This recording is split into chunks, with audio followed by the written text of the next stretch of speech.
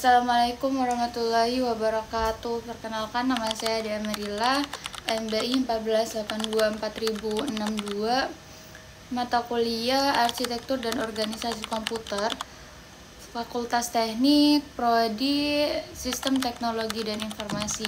Di sini saya ingin menjelaskan tentang sejarah mikrokontroler dan arsitekturnya. Nah, mikrokontroler itu adalah sebuah perangkat yang memainkan penting dalam berbagai aplikasi elektronik modern, dari peralatan rumah tangga hingga industri canggih. Jadi mikrokontroler itu menjadi otak di dalam sistem otomatis. Biasanya itu digunakan pada alat-alat embedded system seperti mesin cuci, remote, TV, oven, microwave, mobil, robot, hingga beberapa sistem IoT.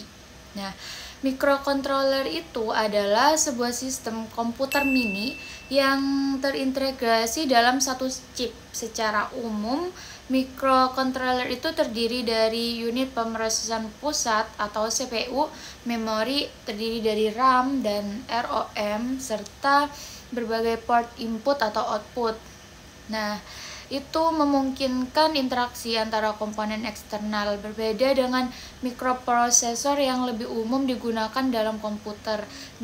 Mikrokontroler itu dirancang khusus untuk aplikasi embedded atau aplikasi yang tertanam yang memerlukan kontrol dan input data. Nah, sejarah di sini saya ingin menjelaskan tentang sejarah mikrokontroler. Pada tahun 1617, John Napier itu menemukan sistem untuk melakukan perkalian dan pembagian berdasarkan algoritma. Nah, setelah itu pada tahun 1994 itu Gottfried Wilhelm Leibniz itu menemukan sebuah mekanik yang dapat melakukan sistem operasi seperti penjumlahan, pembagian, dan akar-akar kuadrat. Pada tahun 1835, Charles Babbage itu mengusulkan komputer digital atau digital komputer pertama di dunia menggunakan punch card, data, dan instruksi, serta program kontrol atau looping dan branching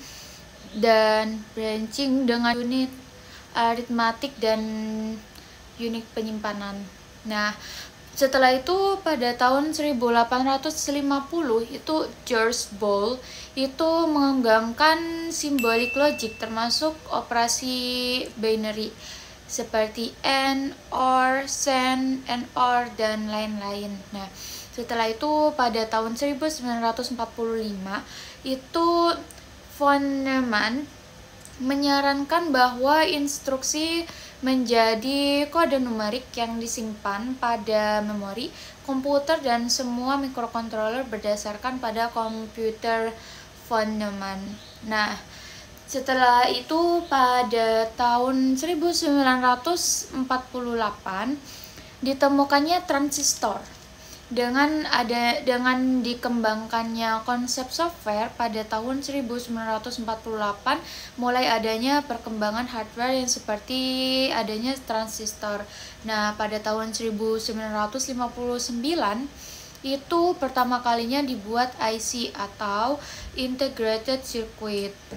Nah, di tahun 1971, Intel itu menemukan mikroprosesor Intel 4004 yang saat itu mikroprosesor ini merupakan mikroprosesor pertama yang dikembangkan oleh Intel atau Integrated Electronic yang mikroprosesor ini terdiri dari 2250 transistor. Nah, Intel 4004 ini merupakan mikroprosesor 4 bit.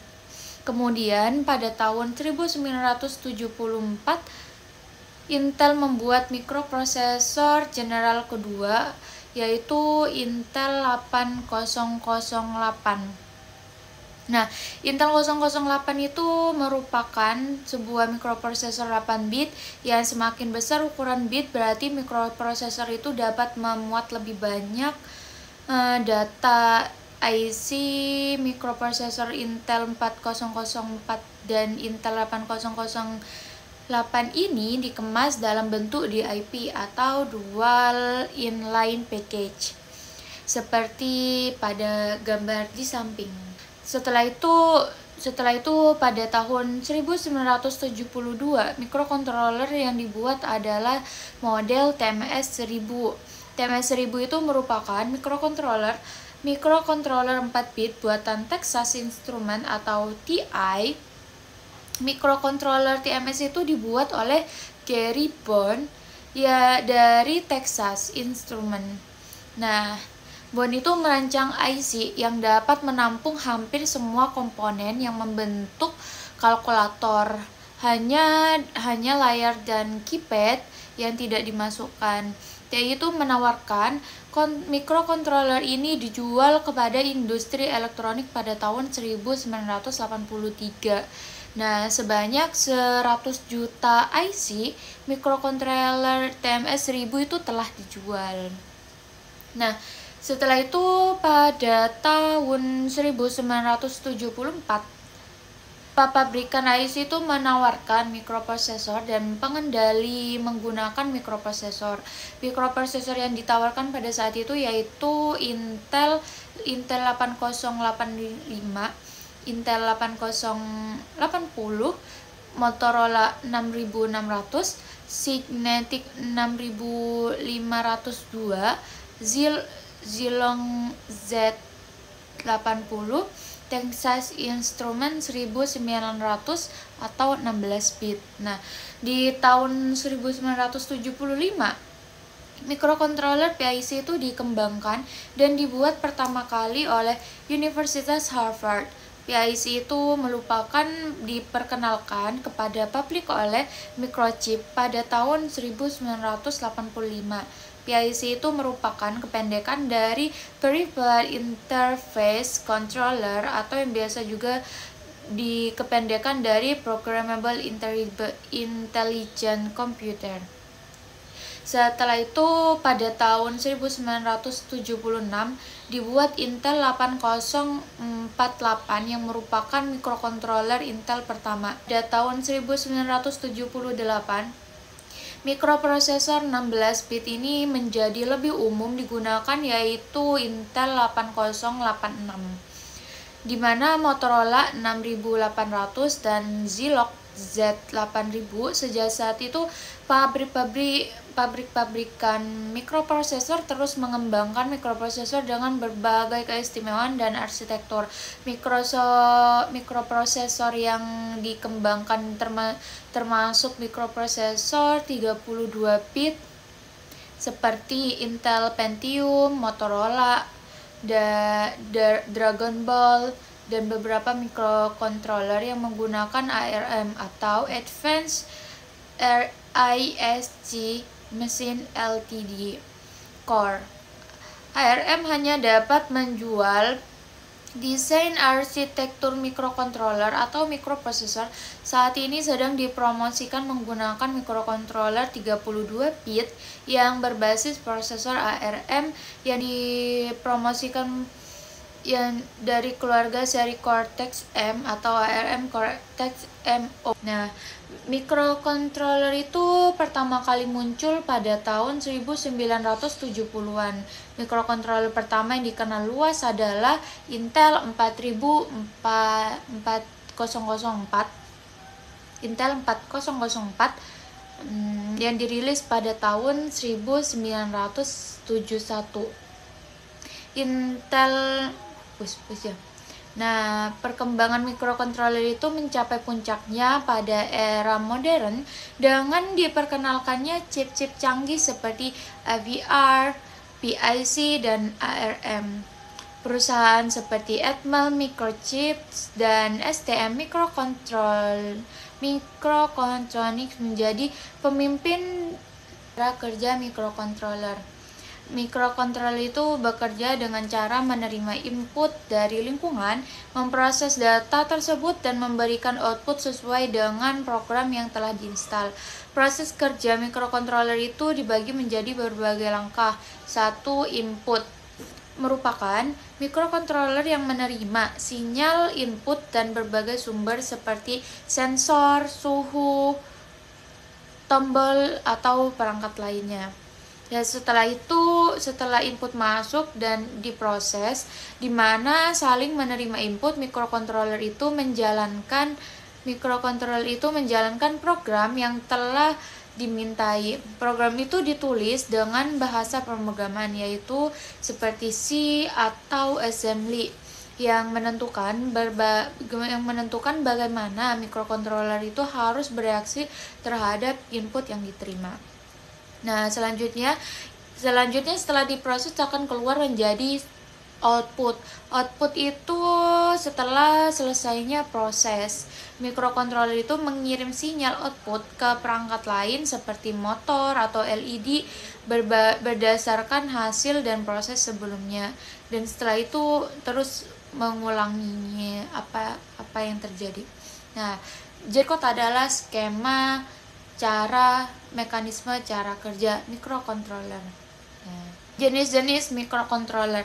Sebagaimana telah diuraikan sebelumnya, mikrokontroler tersebut memiliki kemiripan dengan komputer atau PC, namun peran utamanya adalah menjalankan tugas spesifik. Contoh jenis-jenis mikrokontroler itu ada mikrokontroler AVR. Mikrokontroler itu dikenal dengan arsitekturnya efisien dan kemampuan yang cepat. AVR itu sering digunakan dalam proyek seperti DIY dan sistem embedded yang memerlukan respon cepat dan konsumsi daya rendah. Selanjutnya yang kedua adalah mikrokontroler PIC. Popularitas mikrokontroler PIC terletak pada fleksibilitas dan kendalanya. PIC itu digunakan dalam berbagai aplikasi industri dan komersial, dari pengendalian mesin hingga perangkat hingga rumah tangga. Yang ketiga adalah mikrokontroler MCS51. Nah, jenis mikrokontroler ini sangat dikenal sebagai 8051 yang memiliki arsitektur yang telah teruji waktu dan sering digunakan dalam aplikasi yang memerlukan kontrol yang ketat dan presisi yang tinggi. Aplikasi mikrokontroler itu beberapa contohnya itu meliputi otomatisasi rumah seperti remote, AC, oven, dan selanjutnya setelah itu ada perangkat IoT. Nah, mikrokontroler itu menjadi sangat penting dalam perangkat IoT yang memungkinkan konektivitas dan pengendalian dari jarak jauh. Yang ketiga itu ada otomatisasi industri. Yang keempat, peralatan medis. Yang kelima ada robotika. Nah, kelebihan dan kekurangan. Adapun mikrokontroler itu mempunyai kelebihan, ukurannya yang kecil, biaya rendah dan daya yang rendah serta fleksibilitas. Sedangkan kekurangan dari mikrokontroler itu keterbatasan memori karena kompleksitas pemrograman dan tidak mudah diperbarui. Tantangan mikrokontroler di masa depan itu adalah keterbatasan daya dan efisiensi energi, keamanan sistem atau security, atau kompleksitas sistem embedded. Nah, interoperabilitas atau banyak jenis mikrokontroler dari vendor yang berbeda itu harus berkomunikasi dengan kompatibel. Setelah itu, harga dan ketersediaan komponen pasar semikonduktor sempat mengalami kelangkaan chips atau chip sabotage global 2020 sampai 2022. Dan sekian, saya Dea Merila pamit undur diri. Terima kasih.